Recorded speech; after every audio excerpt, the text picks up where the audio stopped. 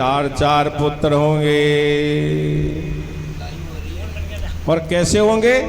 त्रिभुवन विदित, जिनको तीन लोक जानता होगा और अपने भक्तों के भय का नाश करने वाले होंगे। वो भी कोई एरे गेरे नथु गेरे नहीं होंगे, ऐसे बलवान पुत्र होंगे आपके। लेकिन राजन, इसके लिए आपको पुत्र कर्मेष्टि यज्ञ करवाना होगा।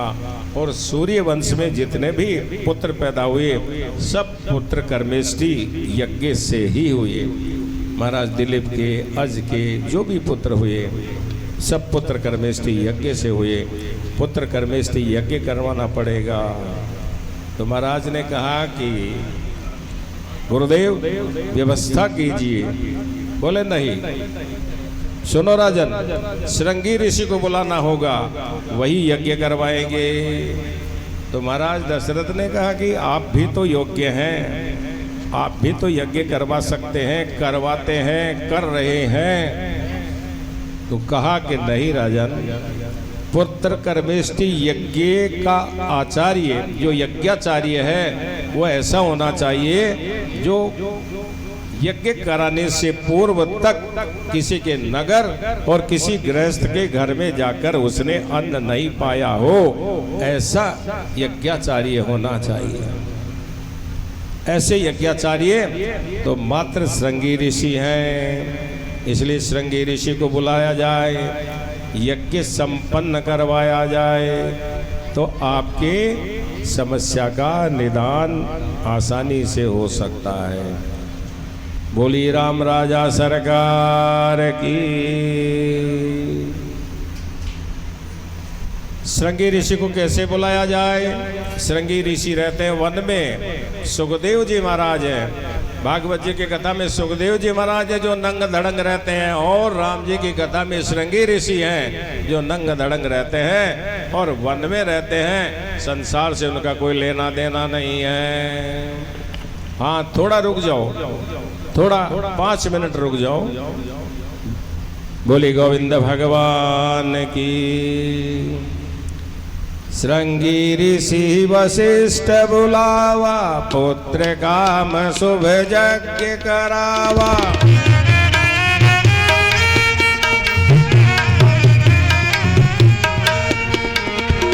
भगति सहित मुनि आहुति दीनी, के पर अरु कर लीनी। भक्ति सहित मुनि आहुति दीनी, भक्ति अकल करो कर लीनी। श्रृंगी ऋषि को बुलाया, पुत्र कर्मेष्टि यज्ञ करवाया, मुनि ने आहुति दी। भगति सहित मुनि आहुति देनी, मुनि श्रृंगी ऋषि ने आहुति दी। न वशिष्ठ जी महाराज ने दी, न राजा दशरथ ने दी, ऋषि ने आहुति दी। और अग्निदेव प्रकट हुए एक पायस का पात्र लेकर के। लो गुरुदेव अपने राजन को दो।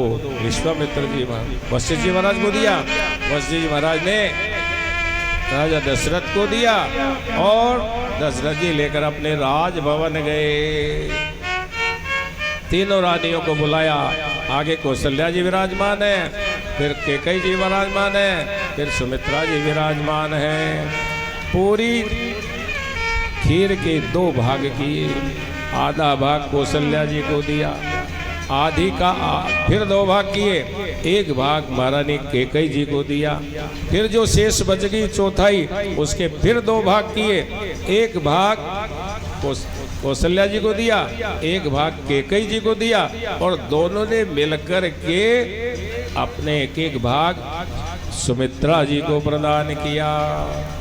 ये पायस का बंटवारा है, क्योंकि ब्रह्मा जी को पता है कि भगवान ने कहा था अंशों सहित लेवो अवतारा। भगवान के 3 अंश हैं, ब्रह्मा, विष्णु और महेश, और भगवान स्वयं 4 आएंगे। रानियां 3 हैं, इसलिए 4 भाग करना है। तो ब्रह्मा जी तो पहले से ज्ञाता है, 4 आएंगे, 3 अंशों सहित परमात्मा आएंगे, इसलिए 4 भाग होने चाहिए। कौशल्या जी से और कैकेयी जी से दिलवाने का भाव तो बहुत सारे हैं, एक भाव आपको निवेदन कर देता हूँ कि एक बार बात बात में सुमित्रा जी ने कहा, देखो कैकेयी बहन, देखो कौशल्या जी, यदि मेरे 2 पुत्र हुए तो एक पुत्र मैं कौशल्या जी के पुत्र की सेवा में लगाऊंगी और एक पुत्र मैं कैकेयी जी की पुत्र की सेवा में लगाऊंगी। इसलिए ब्रह्मा जी महाराज ने उनकी मत को रखते हुए कैकेयी जी से और कौशल्या जी से सुमित्रा जी को दिलवाया। बहुत सारे कारण हैं, हरि अनंत, हरि कथा अनंता, इसका तो कोई पार नहीं है। इसके एक कारण नहीं, अनेक कारण हैं। बोली गोविंद भगवान की। और जा दिन ते हरि घर भई आए, सकल लोक हरि घर भई आए, सकल लोक सुख संपत्ति चाहे, सकल लोक सुख संपत्ति चाहे। दिन ते हरि घर भई आए, दूजा दिन ते हरि घर भई आए, सकल लोक सुख संपत्ति चाहे। जय सिया राम, जय सिया राम, जय सिया राम, जय सिया राम। श्री राम जय राम, जय जय राम, श्री राम जय राम, जय जय राम, श्री राम जय राम, जय जय राम, श्री राम जय राम, जय जय राम। भोग लगन गृह भारती थी, सकल भये अनुकूल। हरे हरे अचरज हर्ष जुत, राम जन्म सुख मूल। सीता राम जय जय राम,